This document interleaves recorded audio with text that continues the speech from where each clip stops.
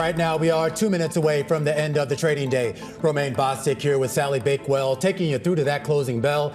It's a global simulcast. Carol Massar joins us from the radio booth. Emily Graffeo in today for Tim Stenovic. Welcome to our audiences across all of our Bloomberg platforms, television, radio, our partnership with YouTube here on a Thursday afternoon where bond yields are up and stocks are down. In fact, Carol Massar, stocks, as we speak, hitting session lows. Yeah, exactly. I was just looking at another leg to the downside. I just keep thinking about some of these retail earnings that we've got. Walmart, certainly a bit of a sales slowdown, so you wonder what that says about the consumer. We talked to Poonam Goyal of our Bloomberg Intelligence team. She said that underlying the information, actually some of it didn't look so bad. Yeah, I mean, when you think about higher rates, that is something that can crimp consumers. We talked about mortgage rates also earlier in our show, and it's something that people watch, and you can see those economically sensitive parts of the stock market getting hit the most today. Like you said, Romaine, the Dow and the Russell 2000 as well.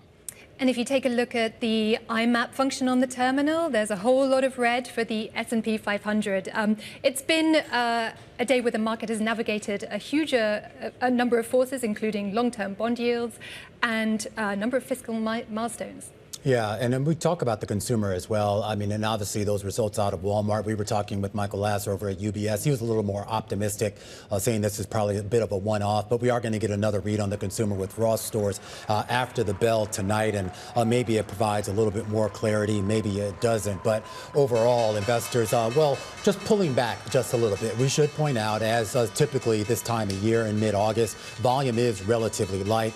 But that jump that we saw in bond yields up about 5 basis points on that 30-year yield, taking a little bit of a bite out of the equity market. The Dow Jones Industrial Average losing about 686 points or 1.3%. The S&P 500 down about 66 points or 0.9% on the day. The NASDAQ Composite down a full percentage point on the day, while the NASDAQ 100 down about 0.7%. The Russell 2000, that's going to close in the red, down about 40 points.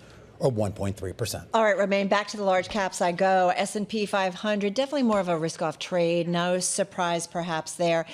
You did see, Sally, 342 names in the S&P 500, lower on this Thursday, 157 to the upside, 4 unchanged. And you've got the IMAP, which is such a great visual always. It is a great visual. And again, it is looking pretty red, with energy being the only sector where we're seeing a little bit of a green, lifting it by about 0.45%. Information technology down about 0.45, and financials down about 0.88. And of course, consumer staples down by about 1.8, as we had the very tough Walmart earnings where they posted disappointing sales. All right, for those listening. Yeah, well, I just sorry to interrupt, Carol, but I mean, please. Speaking of Walmart, we are getting those earnings out of Ross Stores, obviously a much smaller player, but still one that is a significant read on the consumer. The second quarter numbers show the EPS coming in at about $2.66 per share, well above street estimates of $1.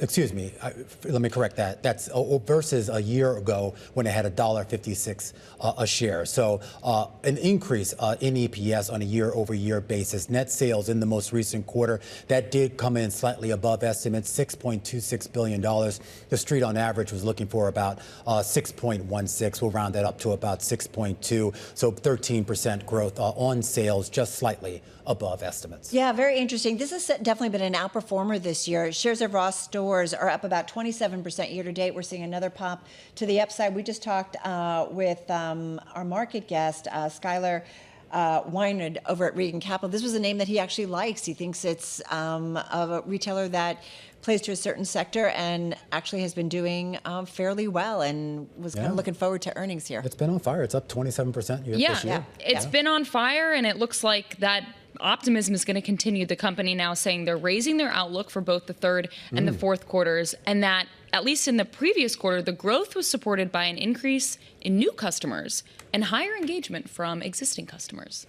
In the prior quarter, Ross did pretty well with the 18 to 24-year-old crowd, the sort of Gen Z who were under pressure from inflation, going down into the off-price retailer. Yeah, tell me about it, Sally.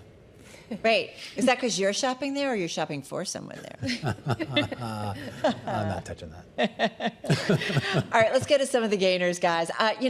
Risk-off trade, certainly in the equity side of things. We saw rates going up. You know what was interesting? Some outperformance. Check out Bitcoin as high as $72,949 at its high, right? Wow. So I know. You should check on your Bitcoin.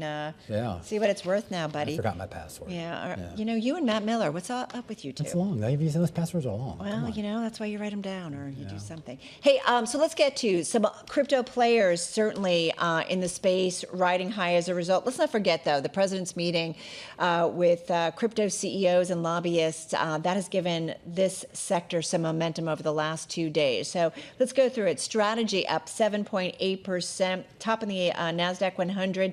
In the past 2 days alone, we've seen it up about 20%, still down about 76% from its all-time high back in late 2024. But nonetheless, some outperformance again with Strategy. Coinbase Global up 7.6%. And then you also had Circle Internet Group, that one a 6.5% gain. And then move it on over to Galaxy Digital, that one up about 7.2% again. So that sector really has had a very strong bullish 2-day run here. And then just for something different, something simpler, Deere. Top name in the S&P 500, you can see that one up almost 7% in today's session. The manufacturer of tractors raising the lower end of its annual profit outlook, citing improvement in early order program trends, inventories for used equipment, and adoption of its advanced technologies. It also, Emily, posted third quarter earnings that beat, helped by a tariff refund. All right, well, we're going to stay on the retailers for the beginning of my decliners because I'm starting with Walmart. That stock closing down 9% today. It's, again, a mixed bag for all of these consumer-facing companies, at least for this quarter for Walmart. The shareholders just weren't happy with the results. They did report the slowest U.S. sales growth in 6 years. Sales at U.S. stores open at least a year, excluding fuel, rose 2.6% in the second quarter. That was shy of even the lowest analyst estimate compiled by Bloomberg. And the big box retailer said it was hindered primarily by pricing pressure in its pharmacy business. So again, that stock falling about 9%. Moderna falling. Now, it did have a record day yesterday, but everything that goes up, I guess, has to come down. That stock finishing the day down 24%. It was the biggest full day drop on record. But of course, this is coming after yesterday's 177% climb stemming from a clinical trial win. Shares of the drug maker had basically more than doubled after the company said that a cancer vaccine cut the recurrence of melanoma in a large late stage trial. But again, that stock, maybe some investors taking some profits here. Finally, SpaceX. It's now about flat from its IPO. It did drop about 4% today. Today, a second tranche of the stock was released from a post-initial public offering lockup period. So a couple people that were in are now trying to get out. All right, guys, that is a wrap. Just a little bit of earnings and a look at the market trade. We'll see what tomorrow will bring.